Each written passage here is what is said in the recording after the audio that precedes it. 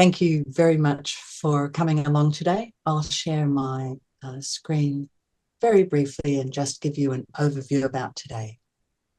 This is our TELedvisors Network May webinar, and it's wonderful to see so many people joining us today. I would like to open by acknowledging that I am on the unceded lands of the Wurundjeri people of the Kulin Nation, and I would like to pay my respects to ancestors and elders, past, present, and emerging. And I'd like to thank ancestors past, present, and emerging for the tradition of learning from each other on country. Australian higher education is going through a pretty extraordinary collective experience at the moment, with transformation occurring in every area from international student enrolment right through to considerations around pervasive and wearable technologies. For most of us here today, I'm guessing the collective experience is around what we might call our core business as universities, supporting human development through intentional design. And our second core business, which is enabling trustworthy judgments on the capabilities of our graduates. We are very privileged today to be joined by 3 sector leaders who will share their experiences that touch on really different but important aspects of this enormous transformation. First, Dr. Lenka Uchnik, then Associate Professor Darcy Taylor, and then Jacqueline Trebelko from Monash will be joining us. I'll provide a more substantial introduction for each guest as we go. The way we expect the session to work today is that each of our presenters will speak for around 10 minutes, and then from around 12:40-ish, the presenters will have a chat, small panel, and respond to questions from our audience. And my fellow conveners are going to help moderate that. So we welcome your questions and conversations in the chat. Are there any questions before I go ahead and welcome Lenka? Thank you. Well, then let us first welcome Dr. Lenka Uchnik. Lenka is the Acting Director of Texas Higher Education Integrity Unit, which is tasked with identifying and analysing sector-wide risks that impact all higher education providers and undertaking a range of activities to support the sector, including ongoing work around the risks and opportunities of Gen AI to traditional forms of teaching, learning, and assessment. Lenka has over 15 years of experience in the higher education sector, working in government and for both public and private providers. I'll now hand over to Lenka to take us through the next 10 minutes or so. Thank you very much, Lenka. Thanks very much, Elizabeth. It's really lovely to be here. I'll just share my slides so you can see those.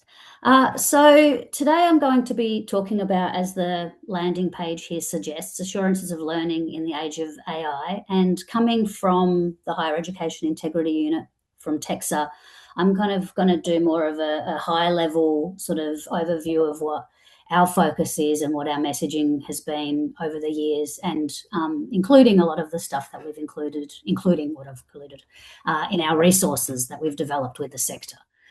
So just to begin with, when I was putting my slides together earlier today, I thought I'd start with just some news article headings. That these were all literally from the last 2 days, with the exception of, since I'm from the Integrity Unit, I must be transparent, except for the over a dozen unis are using AI to catch AI. That one was not from the last couple of days. That one was from a couple of months ago. But you may remember there was a whole flurry of those news articles as well. The reason I included these is because I think it sets a really lovely sort of scene about a lot of the problems that we're all grappling with, whether practitioners, whether it's the professionals within institutions, whether it's the regulator, whether it's high school, secondary, all of that.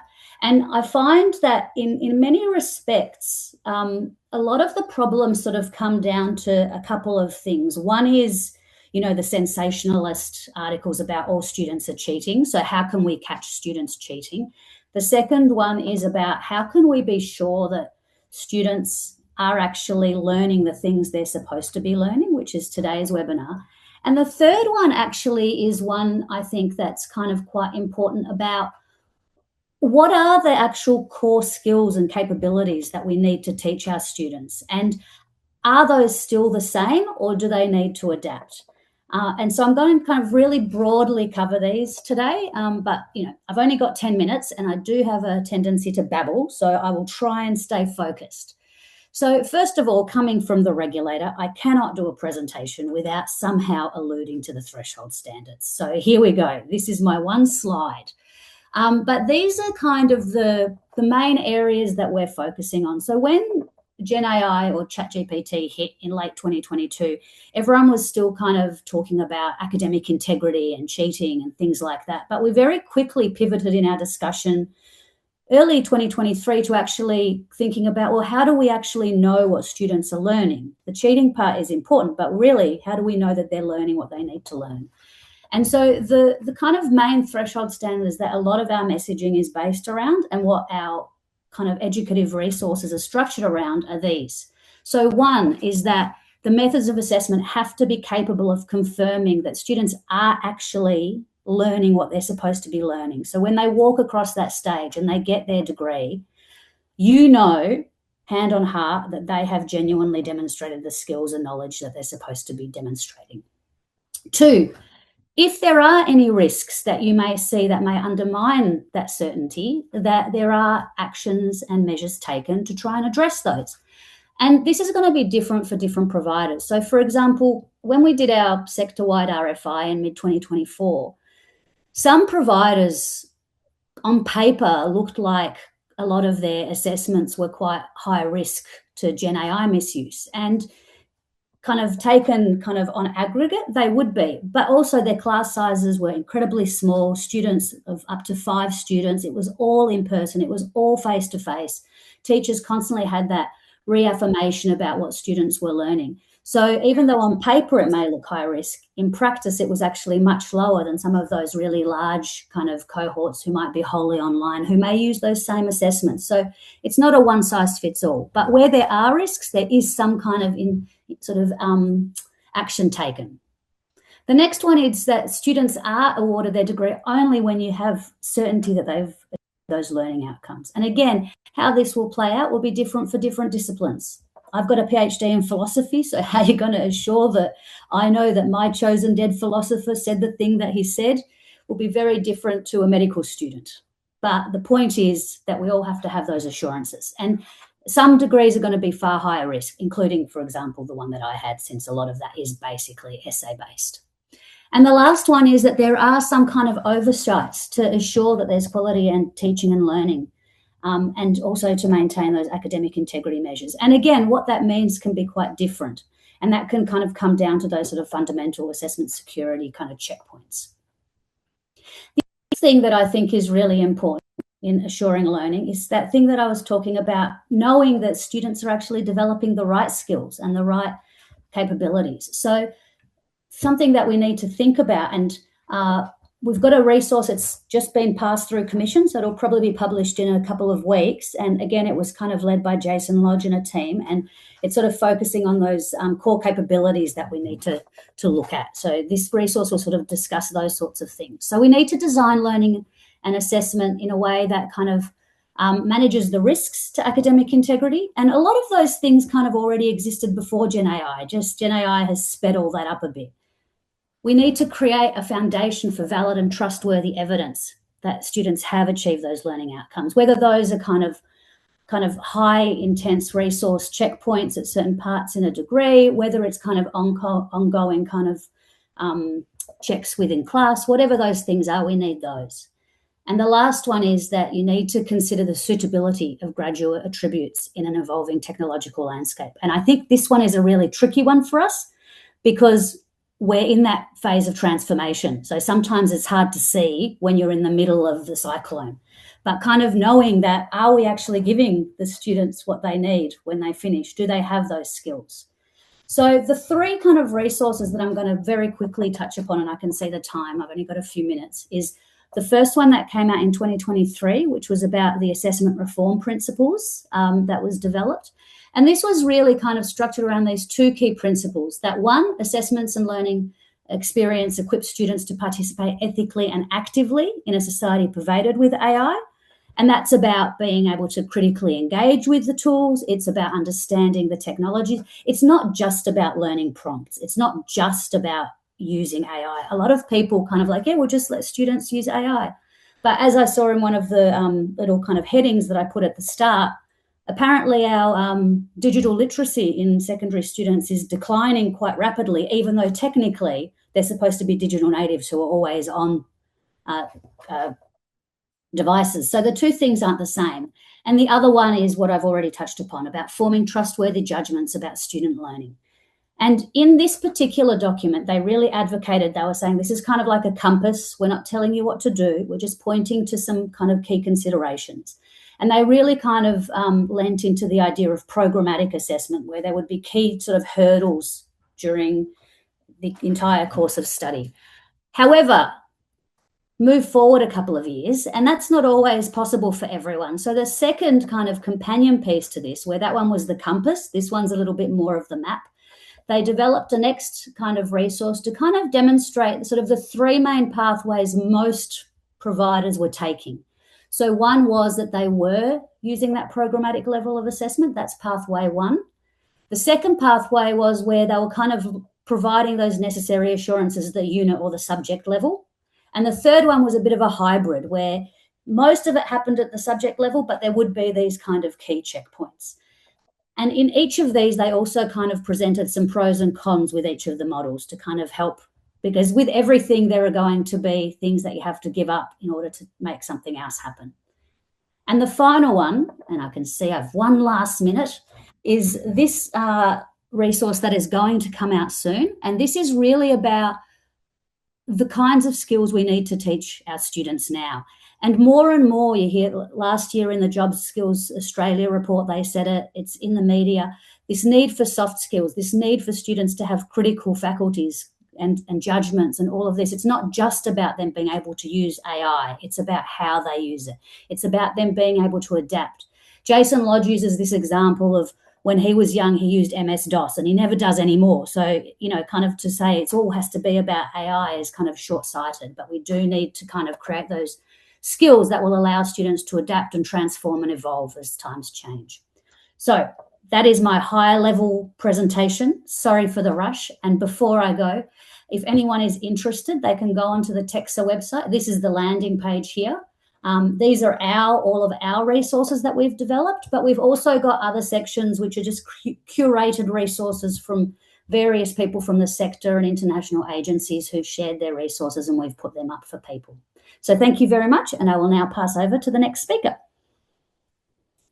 Thank you very much, Lenka. That was brilliant. And I know that we will all be interested in that inquiry into the sort of core capabilities that are the real things that we need students to learn now. Our next special guest today is Associate Professor Darcy Taylor, who is the Director of Learning Design at Deakin Learning Futures here at Deakin University.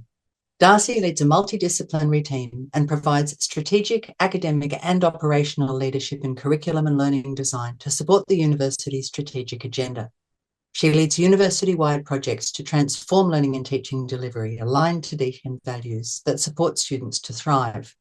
She was the academic lead for the Cloud First project that established Deakin's approach to online learning, and the Deakin Design project that developed Deakin's learning and teaching principles that now underpin Deakin's distinct model of digital education.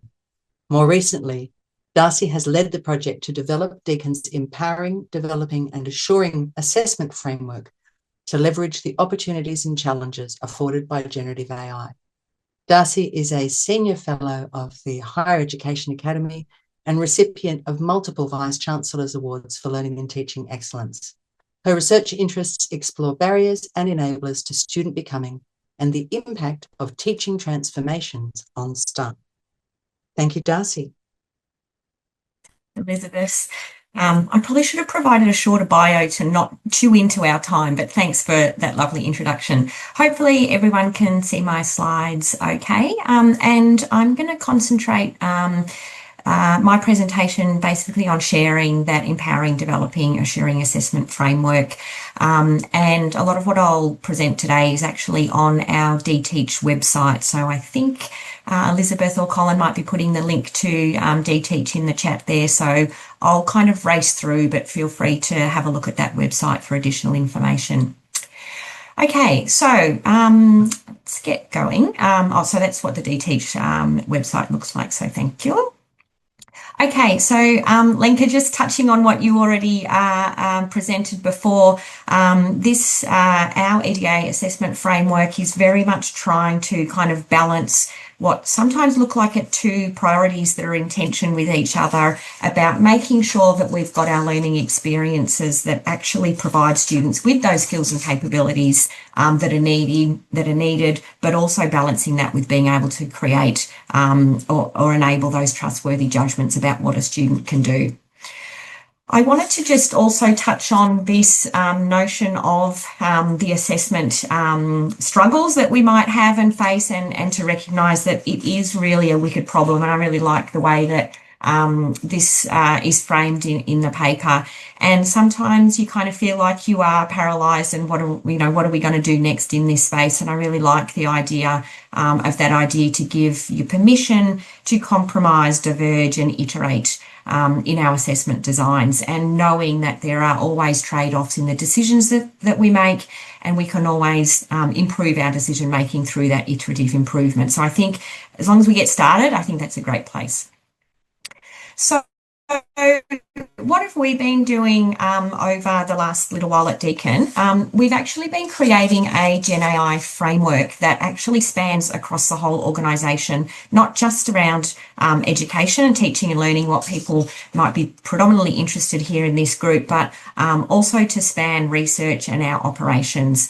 And this framework was developed through consultation across the university, and it's got some key principles in there in that sort of middle circle. And a couple of things that I just wanted to point out to people was that we've definitely got the people and the communities and that human-led notion underpinning our framework. And we've also included that idea around evaluative judgment to be able to upskill our staff and students to be making those decisions around when and where to be using Gen AI, but also to be able to evaluate the outputs of those.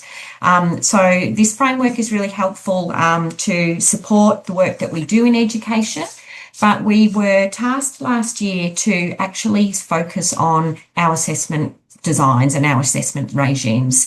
So throughout last year, we had a number of activities where we brought staff together in think tanks and one-on-one conversations, and we had an advisory group to hear about what are the things that people are thinking about with assessment design, where do we need to go in the future.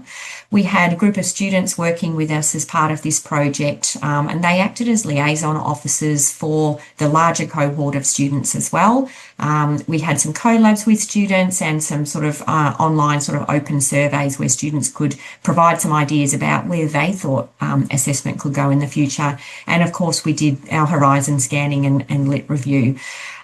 We incorporated all of that to sort of the Deakin context. We knew that sort of tech was changing all the time. So even though this is a nice round bubble in the middle, I think it's sort of more of a splat maybe, as things were sort of moving and shaking. And this all coalesced into what we're calling the empowering, developing assessment, assuring assessment framework.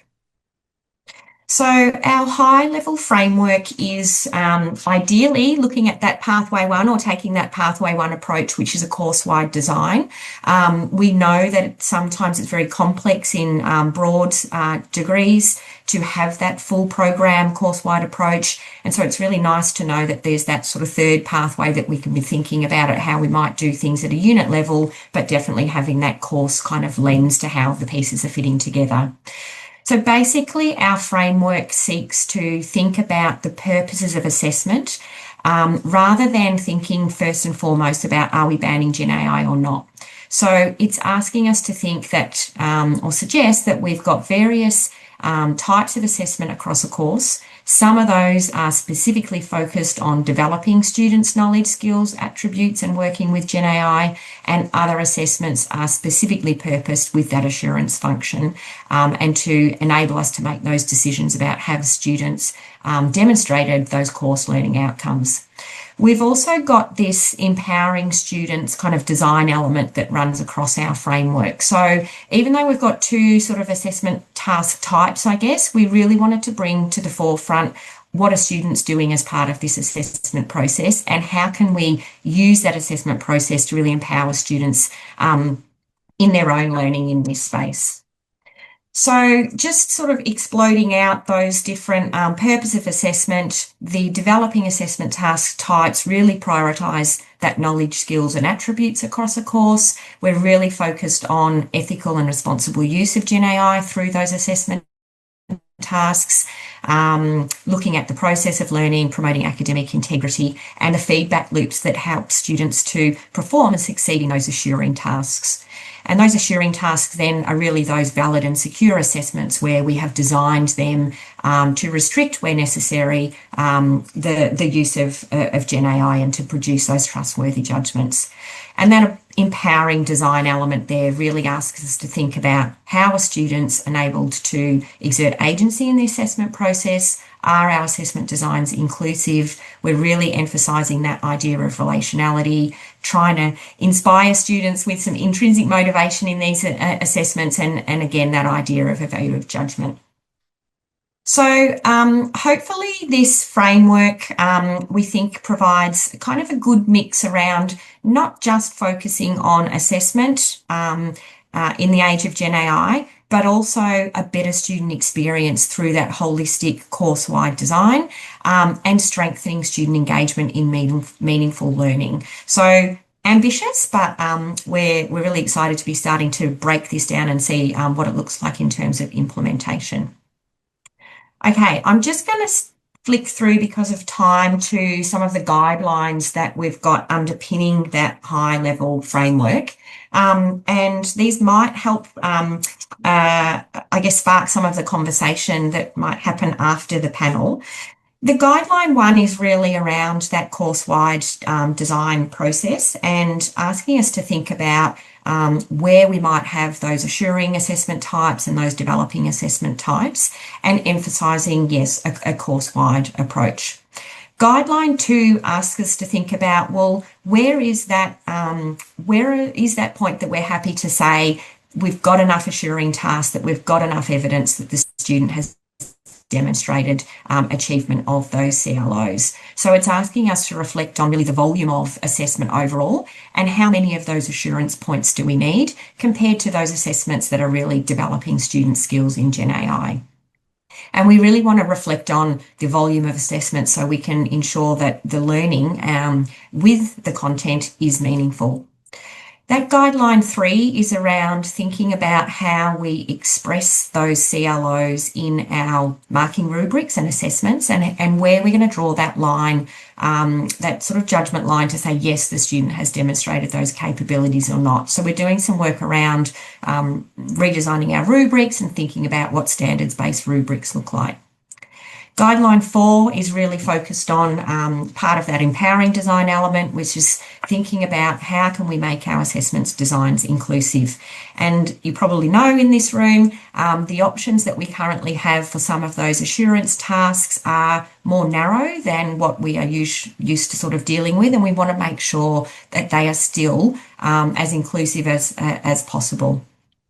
Guideline 5 is really a bit of a culture building piece around we want to make sure that we are continuing to emphasise the importance of trust in staff and student teaching relationships. And we know that the impact of Gen AI has eroded some of that trust. So we want to make a conscious decision that we are actually supporting the development of those teaching and learning relationships. And the 6th guideline there is around feedback literacy. So thinking about how we can provide more effective feedback to students and have them as active partners in feedback, particularly around those developing assessment tasks that then feed into the assuring assessment tasks. Okay, and I think that's it. And I think I've stuck to time, but Looking forward to the conversation after our next presenter. Thank you. Brilliant. Thank you, Darcy. That was a really, really nice and very comprehensive overview in a short time. And interesting, it'll be interesting to hear. I notice in the chat, people are already thinking about whether it's explicit that tasks are assured or not assured. Now, our third special guest today joins us from a different, sees this through a different lens as well. Our third guest today, we welcome Jacqueline Trebleco.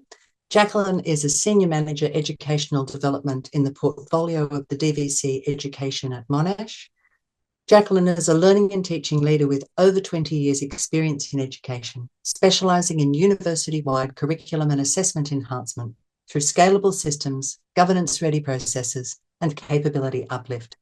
She led the development of Teach HQ, Monash open access educator ecosystem, which is designed to create and curate resources that influence teaching pedagogy. Jacqueline currently leads PAIR, which is spelled P-A-A-I-R, Monash's Programmatic Assessment and AI Review Project. PAIR supports faculties to redesign assessment across whole courses so that learning outcomes, assessment tasks, and feedback work together coherently, while helping educators make deliberate decisions about AI use, demonstrations of learning, and evidence of student capability across a program. Please welcome Jacqueline. Thank you. Thank you for that, Elizabeth. And I just shared with everyone a link to the PAIR project that we have shared on Teach HQ, and Teach HQ is our learning and teaching ecosystem. So please, at any point in time, you can go and have a look, and you might recognize some of the stuff I'm sharing because I've pulled it from there, but also given you some other snippets. And I'm really excited of how these three pieces are now fitting together. I'm actually making little changes on the side because it really is a progression. So I'm going to share my slides. And so PAIR is our response to what the challenge it gave to higher education. And the idea for us is this is our approach to how we're going to move from integrity risk to evidence-rich learning. So the problem we all know, how do we prepare our students where we have a world of generative AI and make sure every graduate of a course has achieved those outcomes and the skills and the knowledge required? So Monash's solution was, well, let's support Gen AI literacy for both academics and students, so we know how to use it ethically and what power it does have in that sense, and therefore be able to integrate its use. And thinking about, well, how do we integrate the use of AI in as well as out of assessment, and thinking about that with our assessment design. And we're using a programmatic approach to assessment, which I think is what Darcy was kind of showing, what they're also with that framework that they've created in that same way. And with that, I feel Monash is going along that pathway 3 that Texa has said. So with that, we're thinking about the programmatic approach, and we use approach because what we found with Monash, because it's so big, to use it as defined, programmatic assessment as defined currently, it didn't allow the flexibility we needed for our 10 faculties. So instead, we're looking at programmatic approaches, and I'll show you what that means in a moment.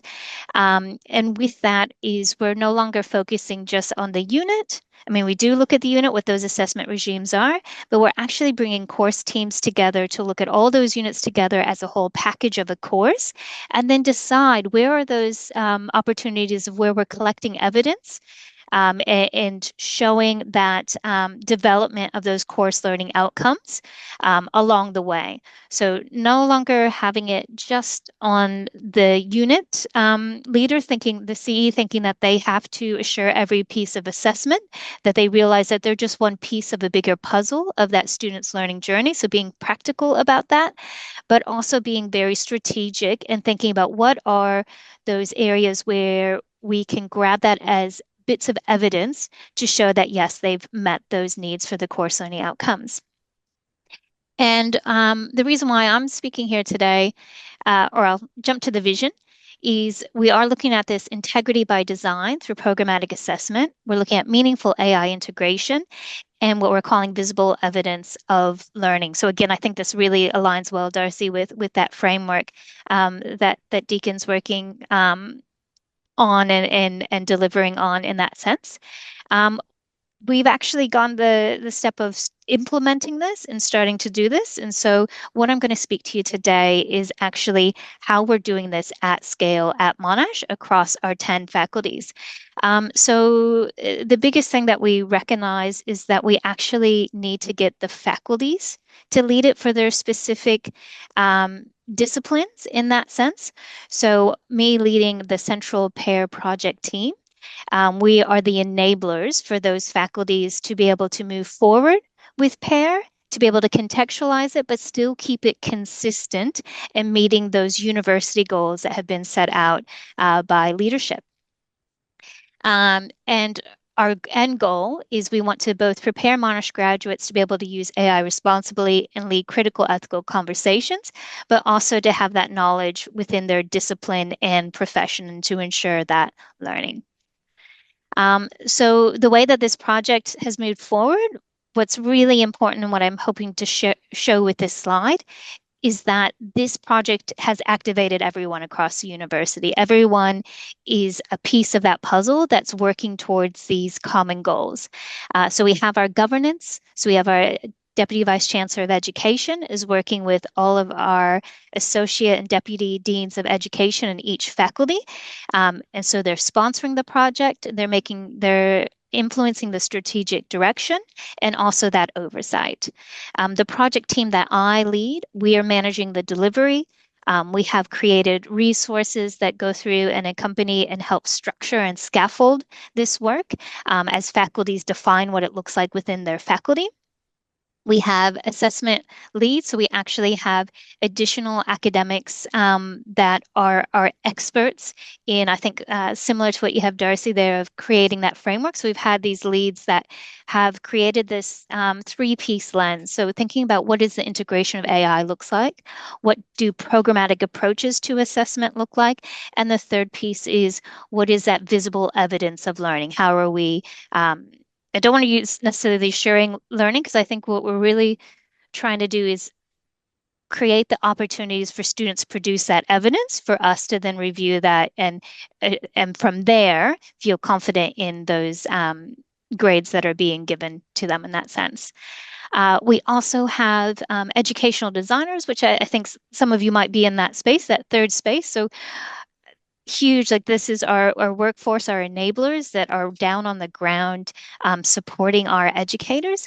And so we have these ed designers. Monash structure is they're actually sitting within each faculty, so they know that direction the faculty is going. They know those academics, so they're able to work with them and they know current processes to be able to ensure what's being created is sustainable. And so we have the designers, they're working with the project team, as well as working with the course leaders and the unit coordinators and chief examiners. So the course leaders, we're putting them in that leadership role of leading the course review, so bringing their teaching team together, identifying all those units, those common core units that those students are going to experience to have that program of work. And then they're those decision makers to decide, well, where are we're going to have these collections of evidence along the way, and they're working on that constructive alignment. And then we have our teaching staff, our unit coordinators, our chief examiners, where they're looking now at their unit, but not in isolation with the teaching team, and looking at their assessment regime, looking at that constructive alignment, and thinking about that evidence of learning, knowing now what the capabilities are with generative AI. So engaging with pair, what that means is the first step is defining programmatic assessment and AI integration. So a lot of our faculties, they have like a kickoff meeting where they've made decisions about how their course learning outcomes are going to integrate AI, but also think about capabilities and what's actually needed for that graduate at the end. So I think there was earlier conversation about how do we rethink what a graduate actually needs in the world of AI? So we have the faculties establishing that and working with their leadership on defining that at the start. Then from there, we actually move to the student journey where the course team looks at those units and brings those units together to think about what is that sequencing within it? What does that look like in terms of the progression of the course learning outcomes? So in the past, we've always mapped to course learning outcomes, but we've asked them to actually think about not just saying this maps to the course learning outcome, but at this point of time, this is going to be at that foundational level. And at this point of time, it's now at that intermediate and that advanced. So really thinking about how we're building up. So in individual units, they can trust that there has been that knowledge that's been built earlier and being able to take that next step further. We then have them look at their assessment regimes and with that constructive alignment, and again across the units. And then at the end, with all the proposed changes from post-pair, we actually are taking that work and it's going to a panel, a cross panel that has educational leaders from other faculties to then review it. So now we have this bit of oversight that is giving another lens beyond just focusing within the specific context. And with that, getting some really rich feedback to ensure that we have that the similarity and alignment across what does a Monash graduate look like in the end. So I wanted to focus on how we've scaled the challenge of going at scale, and I'm aware of my time.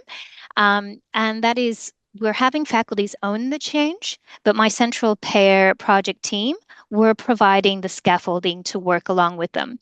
So we have this cluster-based partnership. So in my team, we have what I call cluster leads, and they are the main point of contact for each of the faculty. So they become the expert of those faculties that are in their cluster.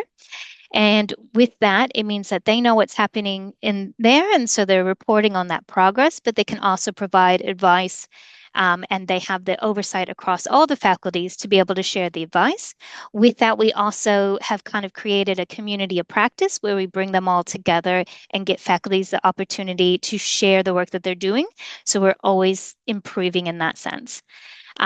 We have practical design support where we've actually created workflows that we support to help them go from that 4 phases that I just showed you there.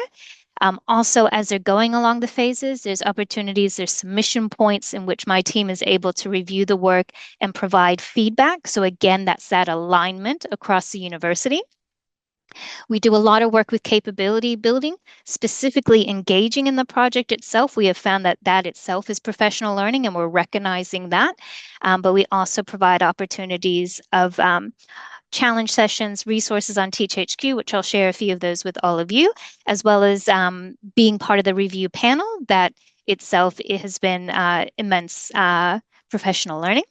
We've created tools as well to capture the pre and post pairs, so we get all the current assessment data so they can compare it to post data and be able to work within that, and documentation around that to share and learn from each of those experiences. And quality governance and continuous improvement. We also help to ensure submissions are complete, aligned to the goals, and ready for that cross-faculty review. So by the time it does get to that final step, we feel confident in what that output is going through to then hopefully keep improving each time. I have some links here, one of which I've already shared with all of you if you want to learn a bit more about PAIR and what that implementation is currently looking like. And I think that's it for my time, Elizabeth. That's brilliant. Thank you so much, Jacqueline. And if we could all give a round of applause virtually for our 3 fabulous presenters. These have been some really interesting perspectives presented, and I feel like they offer us a range of different entry points into the conversation. So I can see immediately a question has come up in the chat, and so I might just throw it over to our panel, Darcy, Lenka and Jacqueline. Sean in the chat has asked for examples of assessments that are used to assure learning. And while I know that things may be very much in the formative stages across the different organisations, perhaps it would be interesting to talk about. I noticed that there was a really different perspective from Monash about not necessarily assuring, but offering an opportunity to provide evidence. And I'm wondering if you, between Jacqueline, Lenka and Darcy, you could think about some examples of assessments that are used to assure and talk about whether they're framed as whether their purpose is assuring or whether you're looking at other purposes of assessment. I just shared a link, and I'm purposely trying to step around the word assurance, because if we're really thinking about the definition of that, I think we find no matter what, it's always a level of risk within it. But what I did share with you is something that we are pushing with our educators who are in pair is we're making them think about their assessment and what we're calling the evidence of learning. So visible evidence of learning, that's what I was talking about, collecting that evidence. And what I just shared with you are, I think we have 8 categories that we've kind of defined, and there's within it, there would be different assessments that would meet these. But this is what we're asking when educators are going through and mapping their assessment. We ask them to look at these strategies and to say which strategies is their assessment providing the opportunity to get that evidence. And if when they're writing an assessment, they can't click any of these, then what they're saying is they're not confident that they're going to get the evidence that it is in fact the student's learning. So obviously we know there's controls, environmental controls, having them in a room and watching them do the work and invigilated exams. But we know for that, well, it's still, once you have wearables, things like that, we can't 100% ensure the learning. But again, we recognize that can be something to reduce or improve the assurance, but not necessarily guarantee it. Other things that we've been looking at is looking at the process, having them share the process of what they've done. And so it's no longer just about the end product, but how did you get there and what was that journey getting there? And looking at ideas of the learning arc. So again, not just getting a final product at the end, but having those opportunities to see the work with the students do. So them submitting drafts, having those one-on-one conversations, obviously oral assessments, things like that. There's different ways that we've looked at that. So I just wanted to share that, and I'll throw it over to Darcy to talk about her perspective. Thanks, Jacqueline. Similar sort of perspective, but also slightly different as well. We've got similar ideas around what kind of counts as those sort of assuring tasks, and key things are around, can we verify the student's identity? What are those supervision or observational or dialogic components of that task that can enable us to have a high confidence sort of decision about the student's capabilities? We're also sort of cautious of thinking about or declaring, that certain assessments are, cheat proof, etc. So we're kind of taking the approach where we will have multiple of those assuring tasks, and as a whole, then across that course, we can have that confidence that we can make those trustworthy decisions.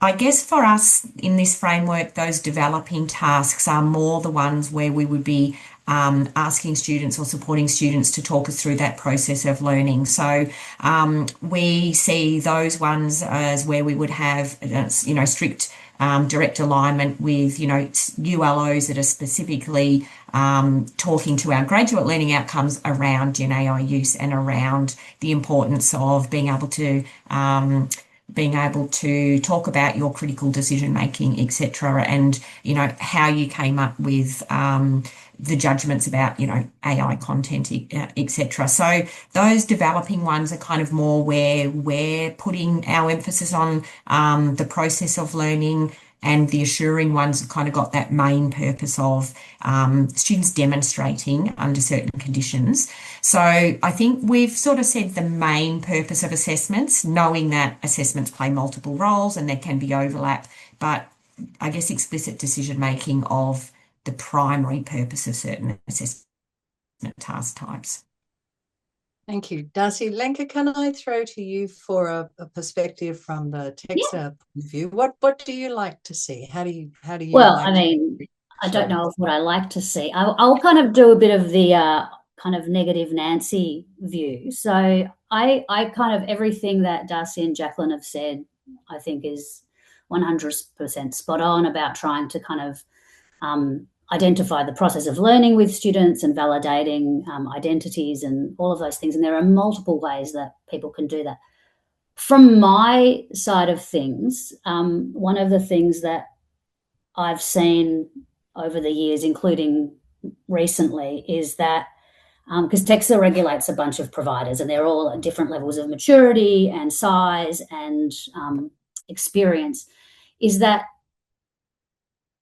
more frequently than you'd imagine, people think something is kind of providing assurances or assessment security, but actually there's a fundamental lack of understanding how various technologies can be used to sort of to override certain processes. And I think more often than not, it's not because it's bad actors or intentionally being kind of ignorant about these things. I think actually it's just sometimes just not understanding and perhaps not giving the right support and resources to the kind of the assessment design teams, and leadership aren't always over everything, so they're making certain decisions. And so certain band-aid approaches get put on to create the illusion, but actually underneath the hood, it's still a mess. So that's kind of something that we often see, but nothing about what was spoken about today. Thank you very much, Lenka. I'm really interested to hear from the panel, but also our lovely audience here today with the very rapid acceleration of ubiquitous and wearable tech. How do we feel about the distinction between online and in person? Is there such a thing now as not being online?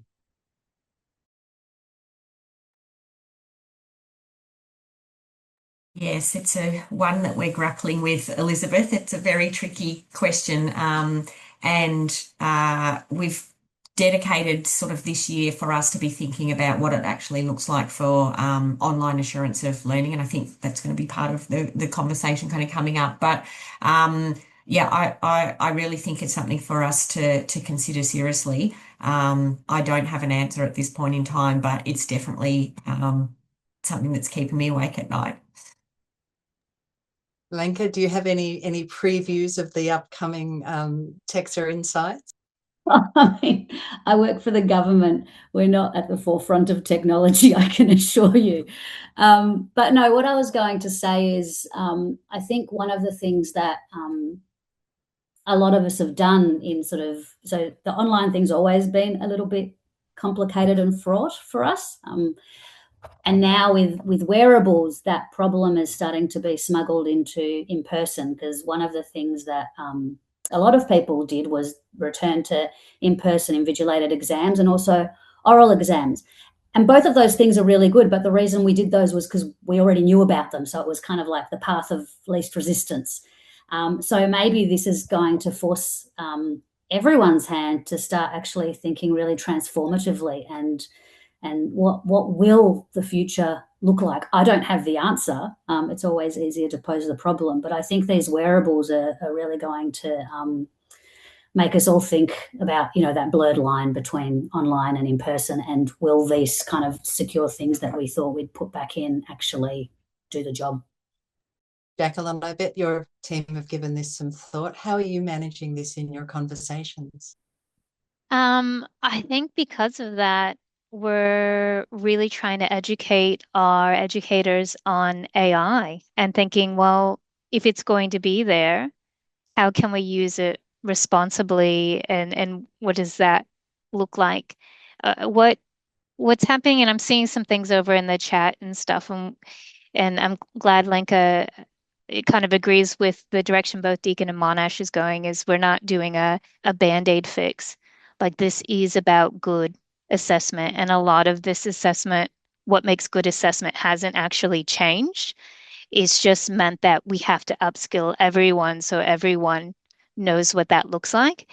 And at least with the PAIR project, the big thing that we're doing is, as our courses, because all of them are going through this, as they go through it, and some have already gone through, we have more to go through, we're improving every time. So even as AI is improving itself and its capability, we're realizing that the work that we're doing is a starting point, and we need to keep thinking about what that next point is. And the way that we're collecting the information is we have so much more oversight than what we've had before. We have a lot more data, so we can start to look at what has worked well in what. So I know people are asking, what's the formula? How many do you have assured, and things like that. I don't think anyone has the answer to that, but we're at least putting in systems so we can have greater oversight to really analyze it as we're all going into a space that's unknown. Something that all three of you have spoken to to some level is the amount of relational work that is part of this at a time where the sector is in a very challenging period, and there's a lot of uncertainty about a range of different things, including unit chairs, unit coordinators who wonder whether their course will continue to be taught out. How are we managing the relational work? Jacqueline, I know that's a big part of PAIR's purpose. Are you able to share some of your experience there? I think the model that we used for PAIR is to empower that group that I showed you, which was everyone in that sense, and really acknowledging the expertise of each of those individual stakeholders and leveraging that expertise specifically within the context of PAIR. And I think that was really important in that sense. And it's not something that we just started at the beginning and then have forgotten about. We go back and revisit it. We have recognized that this is change management as well. So we're still doing that change management. We recognize that people are at different stages. So we know that we have to approach them with where they're at. And we've done a lot of work around that as well, which is why we like our cluster structure is, we have that person who's their contact point that knows exactly where they're at. They know how far everyone else has gone, and they know what to expect to kind of bring them along the way. So that people side is really important. And I know even for Monash, we ended up extending out that planning time at the start to make sure we got the people part right. So we recognized when we got in, our initial timelines was not allowing enough time for all academics to change. So with that, we thought, well, there might be some faculties that just need a bit more planning time to get the infrastructure in place for them to feel confident to move forward. Thank you. I think that's a good observation. Yeah, it's so lovely to hear, Jacqueline. You feel like you're, a few steps or more steps ahead of us, but we're sort of on the same journey. And I think what we've tried to do with that course-wide approach is to assure our individual unit chairs that they don't have to bear the burden themselves about, for shouldering this problem or coming up with the solution. But as a course team, we will come together and we will support you to think that through kind of as a group. So I think just even taking and signalling that it's a course-wide approach can help with that sort of relational work that we're thinking about it together as a group.